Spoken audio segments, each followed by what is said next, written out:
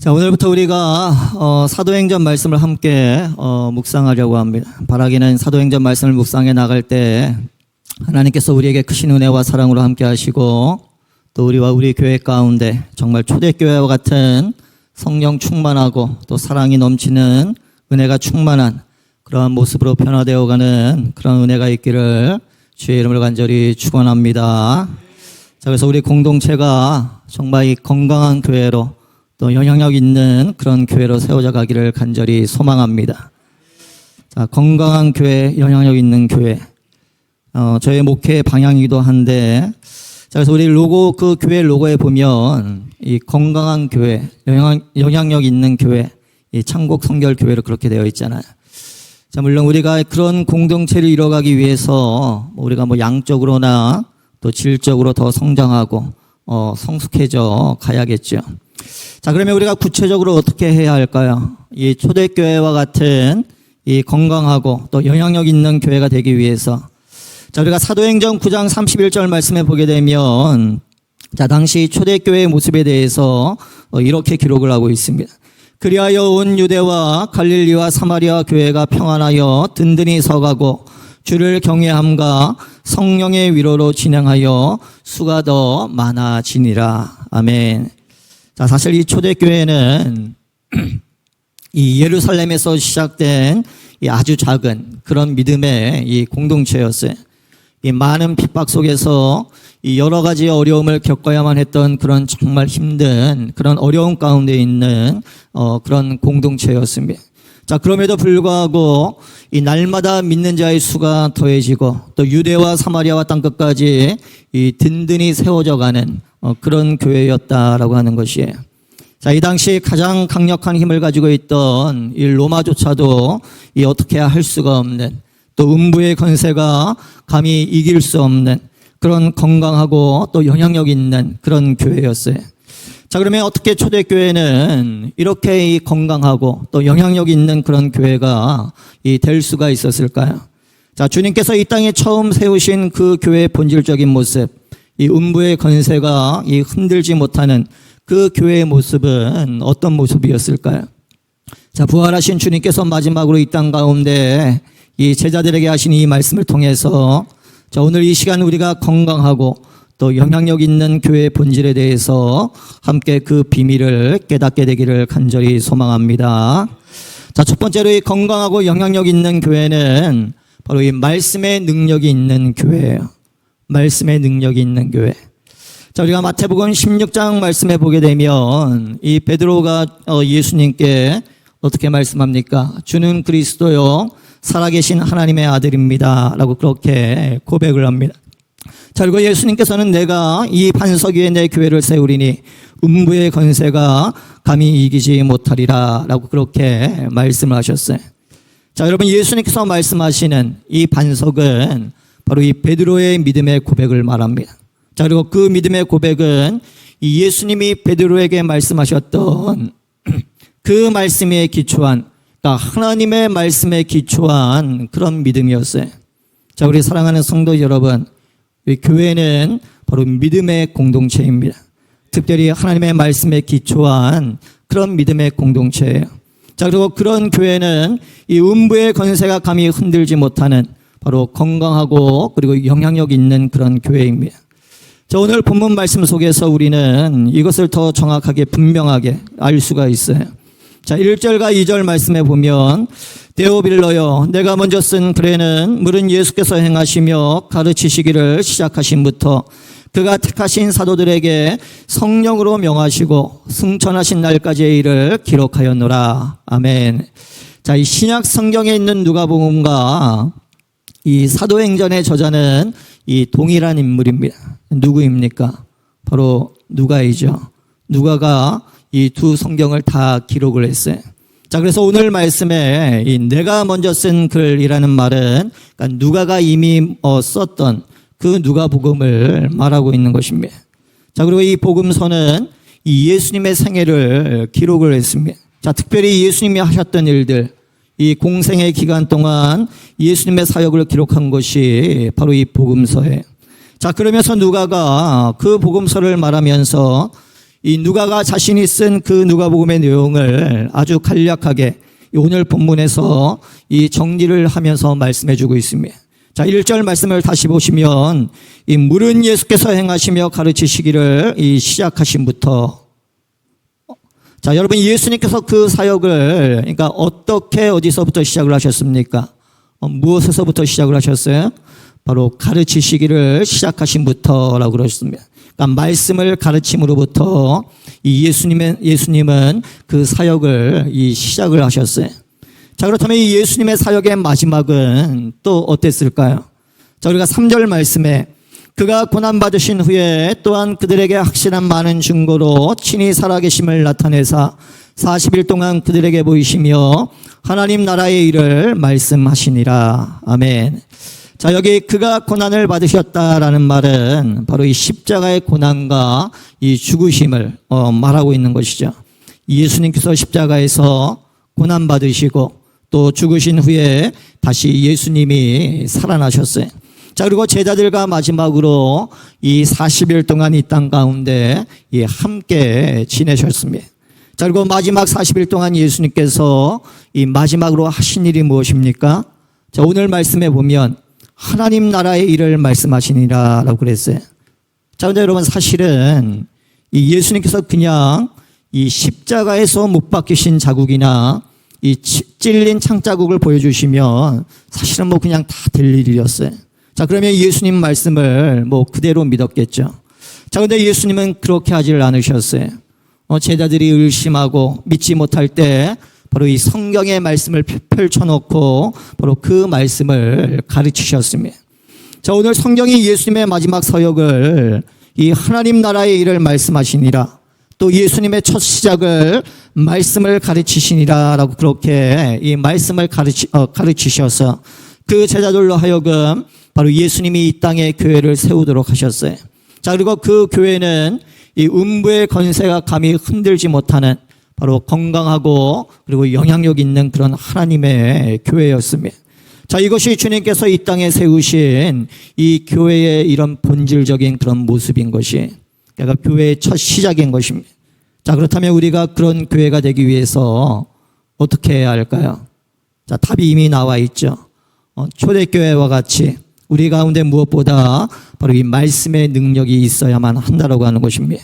자, 그럴 때 날마다 믿는 자의 수가 더해지고 또 든든히 세워져 가는 그런 놀라운 역사가 일어나게 될 줄로 믿습니다. 자, 여러분, 이 데이비드 플랫 목사님이 쓴 이 레디컬이라고 하는 그 책을 보면, 자, 그가 경험했던 이 중국 지하교회에 대한 그런 놀라운 고백이 나와요. 자, 그는 30대 초반에 이 최연소로 이 신학교의 교수가 되었습니다. 제가 미국에서 공부했던 이 뉴올리언즈 신학교의 그 교수가 되었어요. 자, 그분이 신학교의 최연소로 교수가 되었고, 자, 그러고 나서 얼마 후에 이 미국 동부에 있는 이 알라바마의 큰 교회에서 이 전통적인 침례 교회의 그분을 담임 목사로 이 청빙을 했습니다. 아마 미국 역사상 최연소로 정말 어린 나이에 이 미국에 있는 대표적인 그런 교회의 이 담임 목사가 되었을 거예요.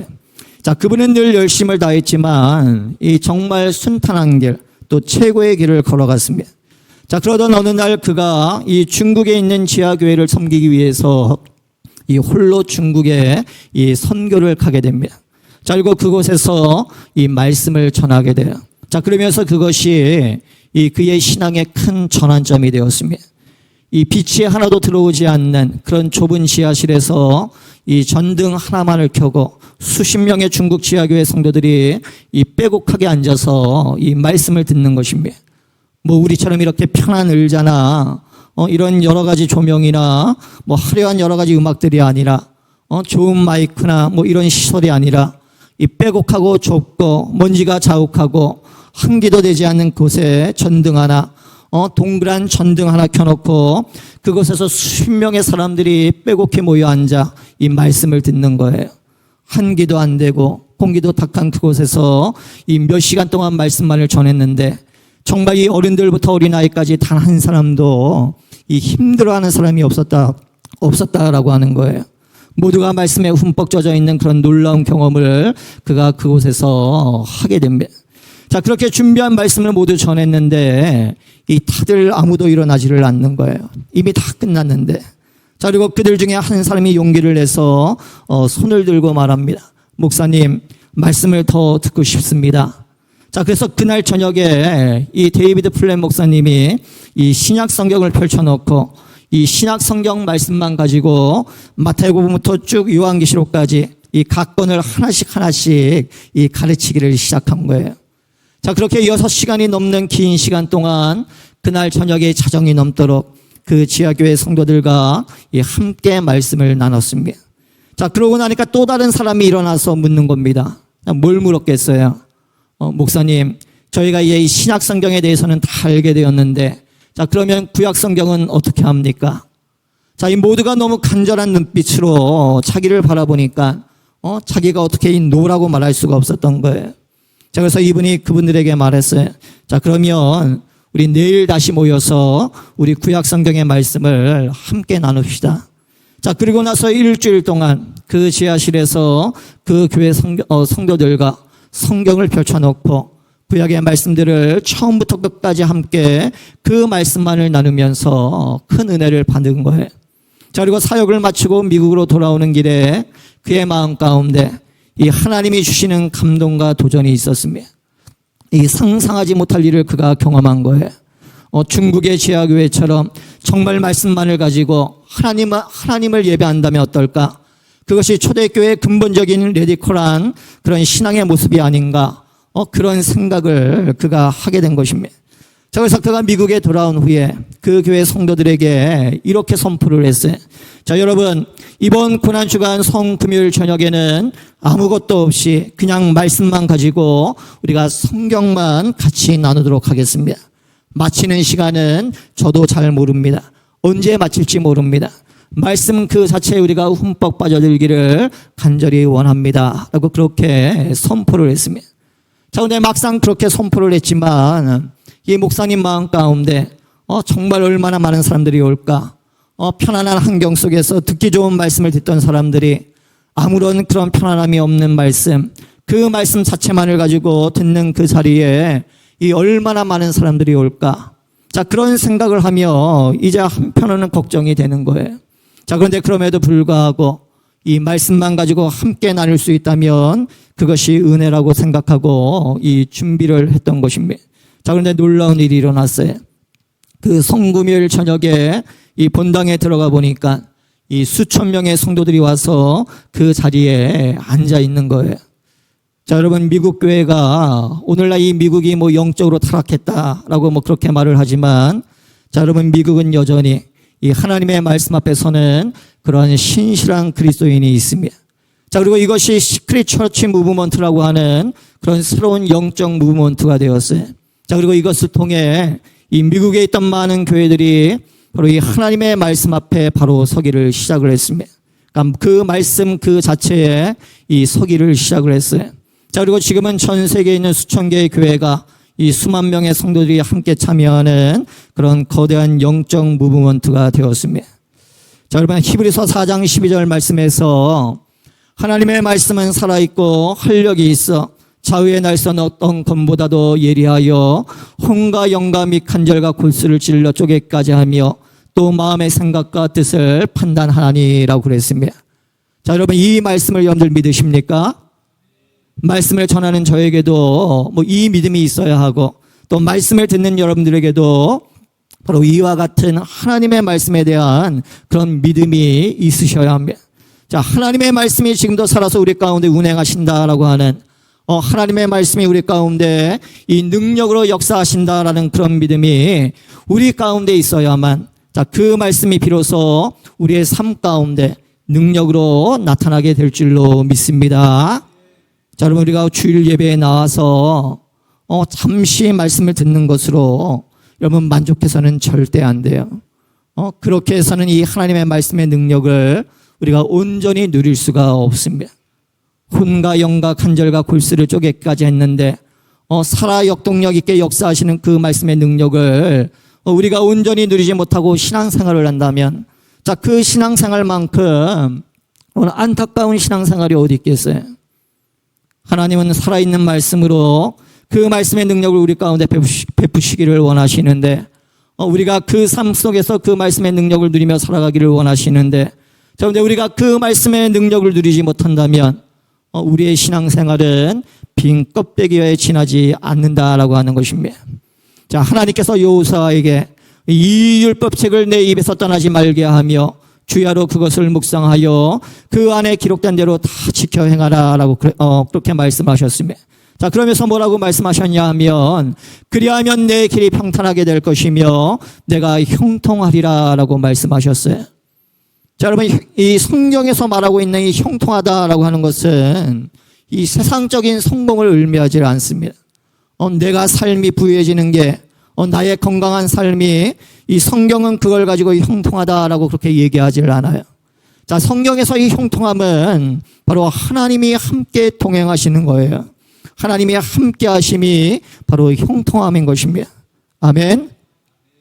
자, 그래서 여러분 성경에 보면 이 요셉의 인생을 우리가 이 형통한 인생이다라고 그렇게 말을 합니다. 자, 그런데 이 요셉에 대해 말할 때 이 항상 뭐라고 하냐면 하나님이 그와 함께 하심으로 그가 형통하더라라고 그렇게 말씀을 합니다. 자, 우리가 하나님의 말씀을 주야로 묵상하고 또 그 말씀을 지켜 행할 때 우리는 우리의 삶 속에서 바로 이 나와 함께 하시는 그 살아계신 하나님을 우리가 경험케 되는 것입니다. 자, 그것이 바로 주님이 우리에게 원하시는 그런 형통한 삶의 그런 비결인 것이. 자, 그렇게 우리가 매일의 삶 속에서 이 하나님의 말씀을 묵상하고 또 우리는 그 말씀대로 살아가야 한다라고 하는 것이. 자, 여러분, 이 시대가 세대와 세대 간의 그런 장벽이 있어서 뭐 대화가 안 된다라고 그렇게 말하잖아요. 자, 그런데 저는 세대와 세대 간의 간격을 해결할 수 있는 그 방법은 바로 이 하나님의 말씀이라고 생각을 합니다. 부모와 자녀들이 함께 하나님의 말씀을 묵상하고 또 그 말씀 안에서 대화하면 이 대화의 장벽이 있을 수가 없어요. 우리의 가정을 변화시키고 또 우리의 자녀들 또 청년들을 주께 돌아오게 하는 방법은 우리가 뭐 그냥 인간적으로 잘해주는 게 아니라 하나님의 말씀을 통해 우리가 복음을 나누는 거예요. 자, 그러면 사람이 변화되기 시작합니다. 자, 여러분 매일의 삶 속에서 여러분들 말씀을 묵상하고 계십니까? 신앙생활하고 예배는 드리는데 여전히 말씀과 상관없이 한 주의 삶을 살아간다면 여러분들 성경을 통해서라든지 아니면 뭐 여러 묵상집들 자, 그런 것들을 통해서 하나님의 말씀을 묵상하시기를 바랍니다. 자, 아직 말씀 묵상하고 못하고 있는 분들 목사님 다음부터 할게요. 다음부터 묵상하겠습니다. 라고 그렇게 말하지 마십시오. 도대체 그 다음이 여러분들 언제인 것입니까? 자, 그때까지 기다릴 이유가 없어요. 오늘부터 내일부터 여러분 정말 내가 제대로 신앙생활 해야겠다. 하나님의 능력을 경험해야겠다. 자, 그러면 오늘부터 여러분 말씀을 묵상을 시작하시기를 바랍니다. 아멘. 자, 이번 한 주간 하나님의 말씀을 더욱 굳게 붙잡는 그런 저와 여러분 되어지기를 주의 이름으로 간절히 축원합니다. 자, 두 번째로 이 건강하고 영향력 있는 교회는 바로 이 성령의 역사가 있는 교회예요. 성령의 역사가 있는 교회. 자, 오늘 본문 4절 말씀에 보면 이 부활하신 예수님께서 이 40일 동안 말씀으로 제자들을 가르치신 후에 이 마지막으로 그들에게 하신 말씀이 나옵니다. 자, 4절 말씀에 사도와 함께 모이사 그들에게 분부하여 이르시되 예루살렘을 떠나지 말고 내게서 들은 바 아버지께서 약속하신 것을 기다리라. 아멘. 자, 예수님께서 제자들에게 예루살렘을 떠나지 말라라고 말씀하셨어요. 자, 그러면서 아버지께서 약속하신 것을 기다리라라고 말씀을 하십니다.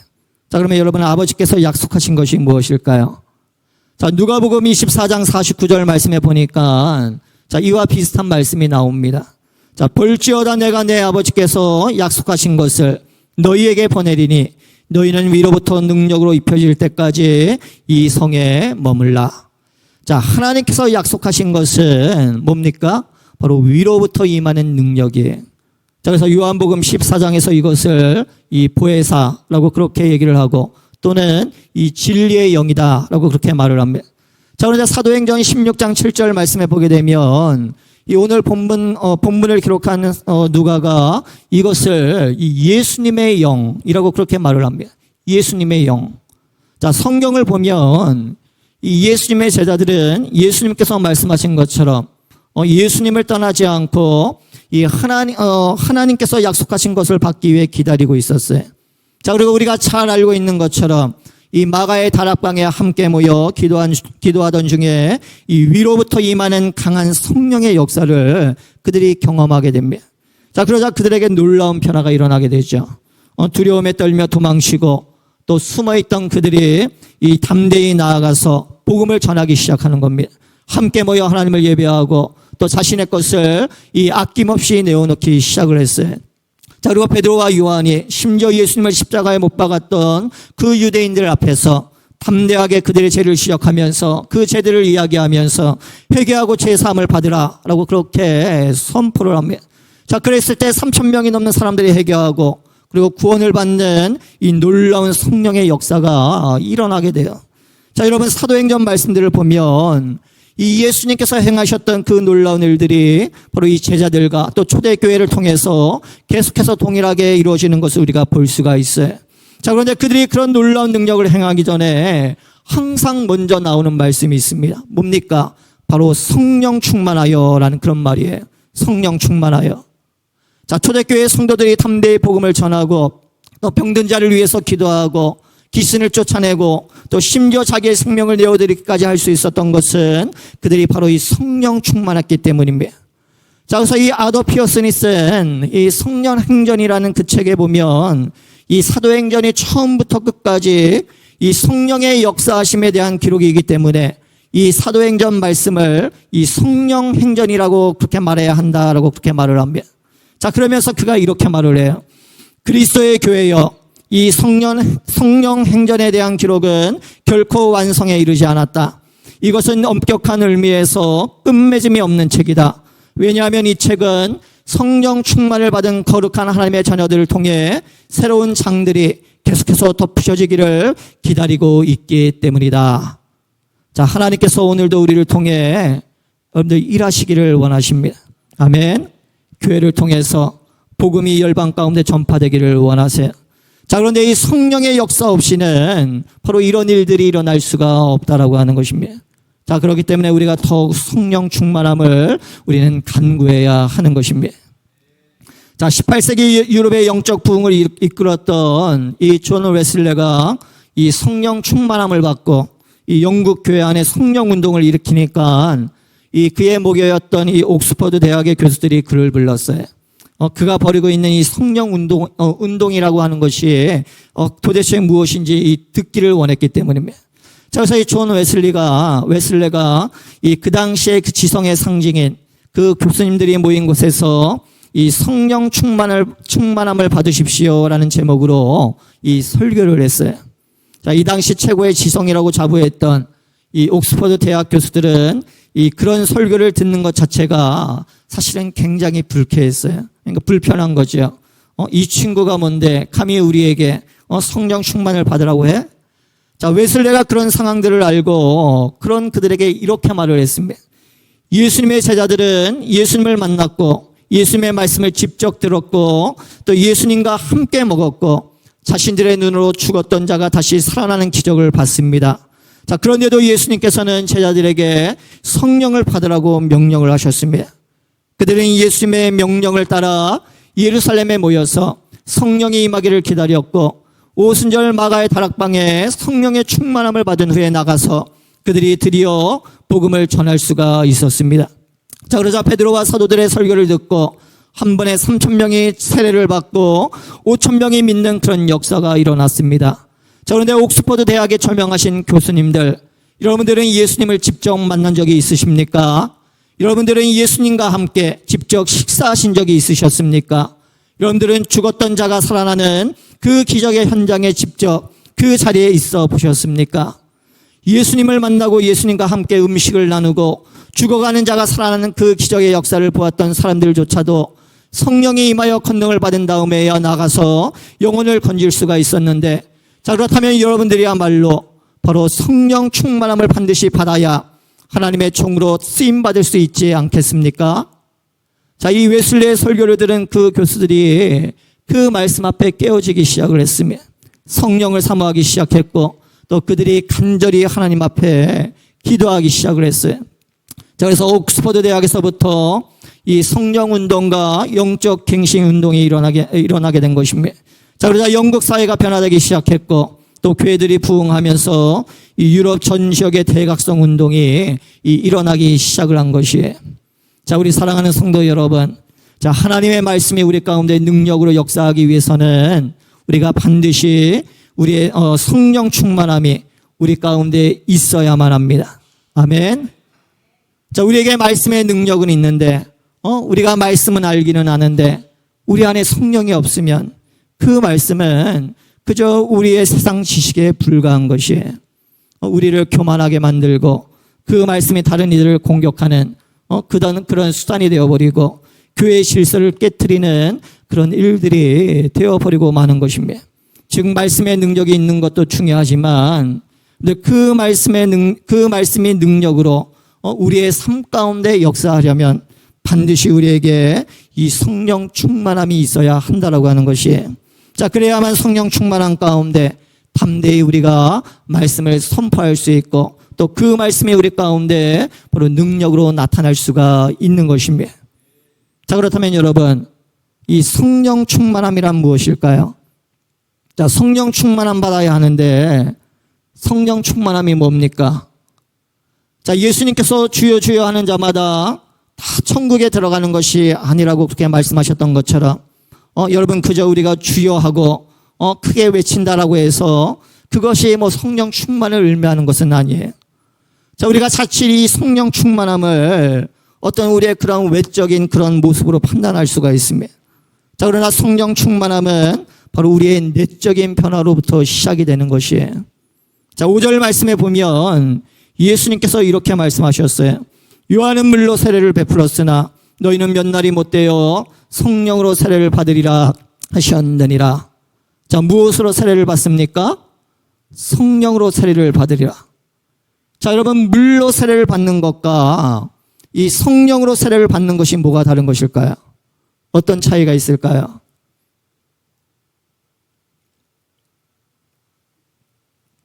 자, 요한이 물로 세례를 주었던 것은 이것은 이 회개의 증표예요. 이 회개의 증표로 준 것입니다. 자신의 죄를 고백하고 또 하나님이 원하시는 삶을 살겠다라고 하는 그 결단의 이 외적인 증거인 것입니다. 고백인 것이에요. 자, 반면에 이 성령으로 세례를 받는 것은 바로 이 내적인 증거인 것입니다. 내적인 변화를 의미해요. 자, 여러분, 헬라어로 이 세례를 받는다라는 말은 이 물에 잠긴다라고 하는 것을 의미하죠. 자, 우리가 아마 다 아는 그런 의미일 것입니다. 자, 근데 여러분, 이 단어에는 이 어떤 일에 몰두하다, 전념하다라는 그런 의미도 들어있어요. 어떤 일에 몰두하다, 전념하다. 자, 그래서 이 성령으로 세례를 받는다라고 하는 것은 이 사람이 물에 잠기듯 이 성령으로 충만함을 받는 것을 의미하는 것이에요. 즉, 내가 이 성령의 지배 아래 들어간다라고 하는 것입니다. 나의 몸을 성령의 지배 아래 담그는 거예요. 자, 그래서 갈라디아서 2장 20절에서 사도 바울이 이것을 이렇게 표현을 하기도 합니다. 내가 그리스도와 함께 십자가에 못 박혔나니 그런즉 이제는 내가 사는 것이 아니요 오직 내 안에 그리스도께서 사시는 것이라. 아멘. 아멘. 자, 여러분, 우리는 이것을 성령 충만함의 또 다른 의미로 이해할 수가 있어요. 즉, 성령 충만함은 내 삶의 주인이 바뀌는 거예요. 이전까지는 내 마음대로 내 삶을 살았는데 내가 성령 충만함을 받기 시작하면 그때부터 내가 아무리 하려 해도 내 생각대로 내 뜻대로 살아가지가 않아요. 그렇게 못 살아요. 자, 그냥 대충 살아. 그렇게 이야기해도 성령 충만하게 은혜를 받은 분들을 보면 이 하나님의 말씀을 어긋나게 살아갈 수가 없어요. 그러니까 그냥 그게 안 되는 거예요. 자, 우리 사랑하는 성도 여러분. 자, 이 성령 충만함이라고 하는 것은 바로 이 예수님이 원하시는 대로 사는 거예요. 주인의 뜻에 순종하듯 예수님의 말씀에, 예수님이 내 삶의 주인이기 때문에 예수님의 말씀에 어긋난 삶을 살 수 없고 예수님의 말씀을 따라 사는 것이 바로 내 삶의 가장 행복한 그런 일이 되는 것입니다. 매일의 삶 속에서 예수님이 내 삶의 중심을 고백할 때 바로 우리는 성령 충만함을 경험할 수가 있는 것이에요. 자, 그렇다면 우리가 그렇게 하기 위해서 어떻게 해야 할까요?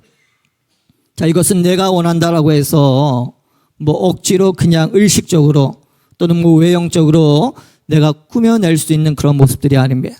자, 또한 이건 뭐 한순간에 이루어지는 것도 아니죠. 바로 신앙의 기본인 말씀과 기도를 통해 우리가 거룩한 영적 습관을 가져야 돼요. 그러니까 다시 말해서 나의 내적인 변화는 결국 뭡니까? 말씀과 기도예요. 그러니까 우리의 신앙의 가장 기본적인 것, 말씀과 기도. 매일의 삶의 말씀을 묵상하고 또 매 순간 깨어 기도하는 것이 바로 우리 신앙에 있어서 가장 기본적인 것입니다. 자, 그리고 무엇보다도 말씀과 기도를 함께 경험할 수 있는 곳이 어디입니까? 어디예요? 바로 이 예배의 자리예요. 아멘. 자, 그렇기 때문에 이 예배의 자리가 바로 우리의 신앙에 있어서 가장 소중한 것이 되어야 됩니다. 아멘. 아멘.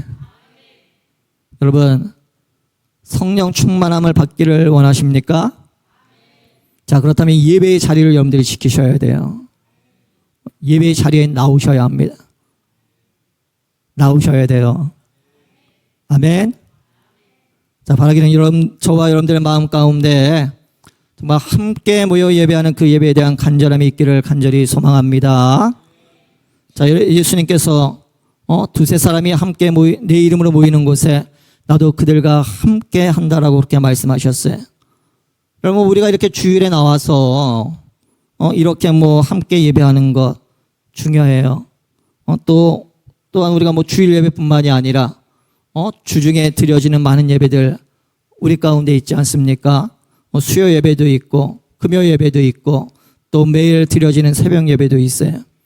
자, 근데 정말 우리의 마음 가운데 이 예배 안에 예배를 사모하는 마음이 있다면 우리가 이 주중 예배를 통해서 우리가 그 예배의 자리로 나올 수 있어야 돼요. 자, 여러분, 저는 우리의 예배가 이 주일의 그 예배뿐만이 아니라 주중의 예배와 또 무엇보다도 우리의 삶의 예배, 내가 주일에 와 예배하고 나서 한 주의 삶이 내 예배와 전혀 상관없는 그런 삶을 살아간다면, 자, 그것 또한 뭐 하나님 앞에 부끄러운 것이겠죠. 매일매일 드려지는 삶의 예배, 우리가 그 예배의 모든 예배의 자리를 우리가 간절히 사모해야만 합니다. 자, 그럴 때 우리 공동체가 더욱더 성령의 역사가 충만한 그런 건강하고 영향력 있는 교회가 되어질 줄로 믿습니다. 자, 마지막으로 이 건강하고 영향력 있는 교회는 바로 이 섬김의 열매가 있는 교회예요. 섬김의 열매가 있는 교회. 자, 여러분, 복음서를 보면 이 예수님께서 하나님의 나라 다음 또 물질에 대한 말씀 다음으로 이 가장 많이 한 말씀이, 그러니까 제 느낌에는 이 열매에 대한 그런 말씀인 것 같아요.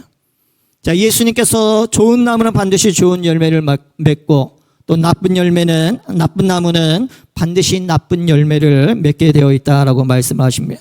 자, 그리고 그 열매를 통해 그 나무를 알 수 있다라고 그렇게 말씀하셨어요. 자, 그렇다면 여러분, 우리가 건강하고 영향력 있는 교회라는 거, 자, 그러면 여러분, 우리가 어떻게 알 수 있을까요? 우리가 어떻게 알 수 있겠습니까? 그러니까 우리의 열매를 보면 알 수 있겠죠. 우리가 건강하고 영향력 있는 교회인지, 뭐 말로만 건강하고 영향 있는 교회가 아니라 정말 우리가 건강하고 또 영향력 있는 교회와 성도인지를 알 수 있는 것은 바로 우리의 삶 속에서 드러나는 우리의 믿음의 열매들을 보면 된다라고 하는 것이에요. 우리의 신앙의 열매들을 보면 우리가 알 수가 있다라고 하는 것입니다. 자, 좋은 나무는 좋은 열매를 맺듯이, 자, 여러분, 우리의 말씀의 능력이 있고 또 우리 안에 성령의 역사가 있다면, 자, 반드시 우리가 건강한 이 영향력 있는 교회라면, 자, 우리에게는 이 말씀의 능력과 또 성령의 역사가 주님이 원하시는 어떤 열매로 나타나야 된다라고 하는 것이에요. 그러니까 열매로 맺어져야 한다라고 하는 것입니다. 자, 여러분, 초대교회 성도들이 말씀을 통해 복음을 깨닫고 또 그것을 담대히 전했던 것처럼, 자, 복음 전파의 열매가 그러니까 우리 가운데도 맺어져야 한다라고 하는 것입니다. 하나님을 사랑하고 이웃을 사랑하는 것이 또 하나님의 계명이라고 말씀하신 것처럼 바로 우리가 하나님을 사랑하고 또 예배를 갈망하는 것이 바로 우리의 삶 속에 삶의 예배로 드러나야 된다라고 하는 것입니다. 삶의 열매로 나타나야 돼요. 하나님을 사랑하는 것이 바로 이웃을 사랑하는 그런 모습으로 나타나야만 한다라고 하는 것입니다. 자, 여러분, 이렇게 우리가 복음을 전하고 또 이웃을 사랑하는 그 모든 것들이 자, 결국은 저는 이 한 단어로 이 섬김이라고 그렇게 얘기를 합니다. 섬김의 열매. 자, 하나님께서 저를 창곡교회 담임 목사로 세우신 것은 바로 이 복음을 전하고 또 이웃을 사랑함으로 교회를 잘 섬기라고 세우신 줄로 믿습니다. 자, 아멘을 크게 하셔야 여러분들에게 좋을 텐데. 자, 또한 하나님께서 여러분들을 장로로 또 권사로 집사로 또 성도로 부르신 것도 복음을 전하는 것과 또 이웃을 사랑하는 그 섬김에 쓰임 받도록 여러분들 하기 위해서인 줄로 믿으시기를 바랍니다.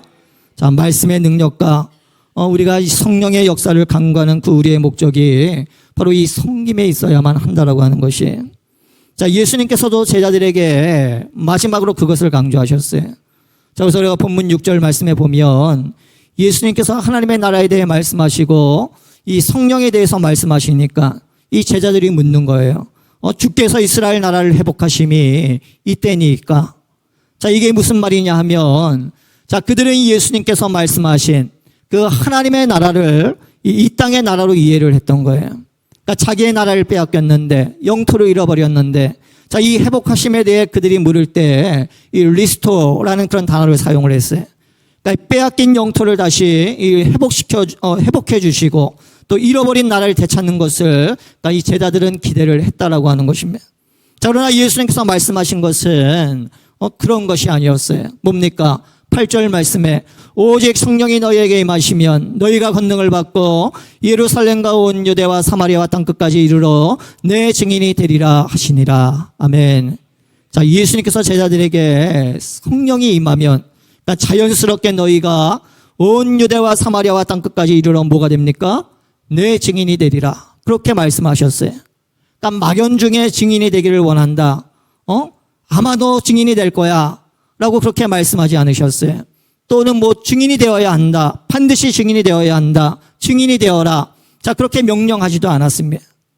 자, 여러분, 좋은 나무가 좋은 열매를 맺듯이 그냥 자연스럽게 너희가 말씀의 능력이 있고 성령의 역사가 너희 가운데 임하면 너희가 땅끝까지 이르러 나의 증인이 되리라. 자, 그냥 자연스럽게 되어진다라고 하는 것이에요. 자, 이처럼 증인은 이 억지로 되는 것이 아닙니다. 나의 의지나 노력으로 되는 것도 아니에요. 말씀의 능력과 성령의 역사를 통해서 그냥 자연스럽게 되어지는 것이에요. 자, 우리 사랑하는 성도 여러분, 복음을 전하고 이웃을 사랑하는 것은 자, 그것은 결코 어려운 것이 아니에요. 우리가 고민해야 할 일도 아닙니다.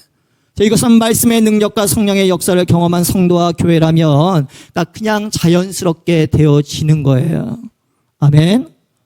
자, 좋은 나무가 좋은 열매를 맺듯이 우리가 예수님을 믿는다라고 말하고 또 우리가 성령 충만한 삶을 살아간다라고 말하고 우리의 삶 가운데 증인의 삶을 살아가지 못하고 복음을 전하지 않고 이웃을 사랑하지 않는다면 자, 우리는 잎만 무성한 이 무화과 나무에 불과할 뿐입니다. 잎만 무성한 무화과 나무는 어떻게 됩니까? 결국 찍어서 버려져 불에 태워질 뿐이에요. 자, 우리 사랑하는 성도 여러분, 하나님께서 우리를 구원하신 것은 우리가 단지 구원받은 것으로 만족하기 위해서가 아니에요. 우리를 구원하시고 또 이렇게 믿음의 공동체를 이루게 하시는 것은 바로 우리로 하여금 복음을 전하고 또 이웃을 섬기는 그런 섬김의 열매를 맺게 하기 위해서인 것입니다. 자, 그러면 여러분들 오늘 여러분들의 신앙의 목표가 무엇입니까? 왜 여러분들 예수 믿으십니까? 예수 믿고 구원받는 것으로 여러분들 만족해서는 안 돼요.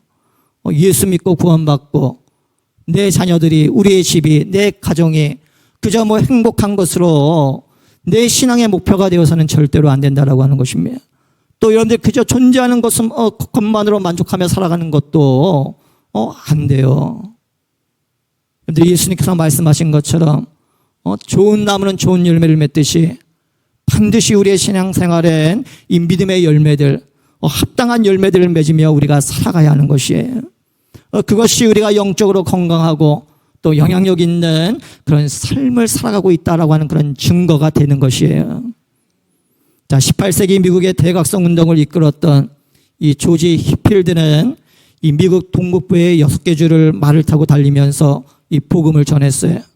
말을 타고 달리다 보면 떨어져서 구르기도 하고 또 질병에 걸리기도 하고 크게 다치기도 했어요.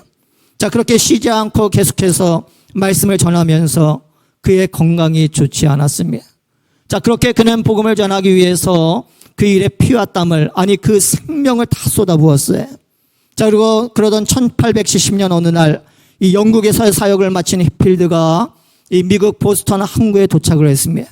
자, 그런데 사람들이 어떻게 알고 그 지역에 있는 사람들이 히필드를 찾아와서 이 말씀을 가르쳐 달라고, 전해 달라고 그렇게 부탁을 했습니다. 자, 그런데 이 히필드의 몸이 이 건강 상태가 너무나 좋지 않은 상태였어요. 자, 그래서 이 숙소에서 쉬고 있는데 사람들이 그를 찾아온 거예요. 자, 그의 친구인 동역자가 이 그를 말립니다. 절대로 안 된다. 지금은 너가 쉬어야지. 당신이 쉬어야지. 나가서 어떤 사역을 감당할 수 있는 체력이 안 된다. 큰일 난다. 자, 근데 그럼에도 불구하고 이 히필드가 그들에게 나아가서 복음을 전하고 또 그것을 마지막으로 그 설교를 한 후에 이 52세의 젊은 나이로 그가 하나님의 부르심을 받게 돼요. 자, 그리고 자신을 말려던 그의 친구에게 그가 마지막으로 이렇게 말을 했다고 합니다. 나는 녹이 슬어 없어지느니 차라리 달아서 없어지겠네. 나는 녹이 슬어 없어지느니 차라리 달아서 없어지리라. 자, 여러분, 우리가 녹이 슬어 없어지는 인생이 아니라 우리가 달아서, 쓰임받아 달아서 드려지는 그런 인생이 되어야 할 줄로 믿습니다. 자, 우리 사랑하는 성도 여러분, 저는 우리 창곡교회가 뭐 어떤 큰 교회나 멋있는 교회가 되기보다도 늘 주를 위해 아낌없이 깨어지고 쓰여지는 그런 교회가 되어야 한다라고 그렇게 믿어요. 자, 여러분, 7절 말씀에 보면 예수님께서 제자들에게 이렇게 말씀을 합니다. 때와 시기는 아버지께서 자기의 권한에 두셨으니 너희가 알 바 아니요. 무슨 말입니까? 때와 시기는 너희가 알 바 아니다라고 하는 거예요. 자, 이 때는 흐르는 시간, 이 물과 같이 흐르는 시간, 즉 시대적인 흐름을 말하고 있는 것이고, 또 이 시기라고 하는 것은 이 위에서부터 아래로 떨어지는 어떤 결정적인 순간들을 말하는 것이에요. 자, 오늘 우리의 삶을 빗대어 보면 어떻습니까?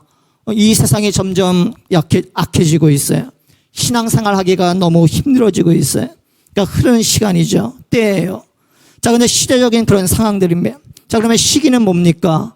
우리가 어떤 그런 특별한 그런 사건들, 우리가 예를 들면 이 코로나19로 인해서 예배드리지 못했던 두렵고 어려웠던 그런 특별한 어려움이 바로 우리 가운데 있다라고 하는 것입니다.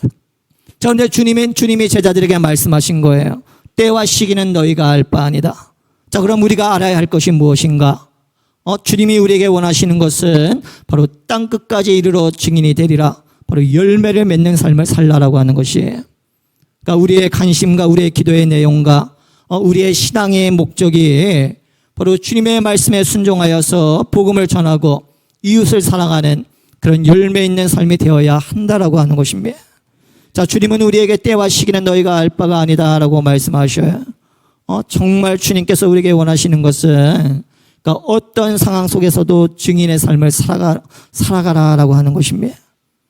주변의 환경과 일어난 사건에 의해서 우리의 인생이 좌지우지되는 그런 신앙생활이 아니라 환경과 여건을 초월해서 하나님의 말씀, 그 말씀의 능력과 성령의 역사로 바로 믿음의 열매들을 맺어가는 그런 삶을 살기를 바로 우리 주님은 원하신다라고 하는 것입니다.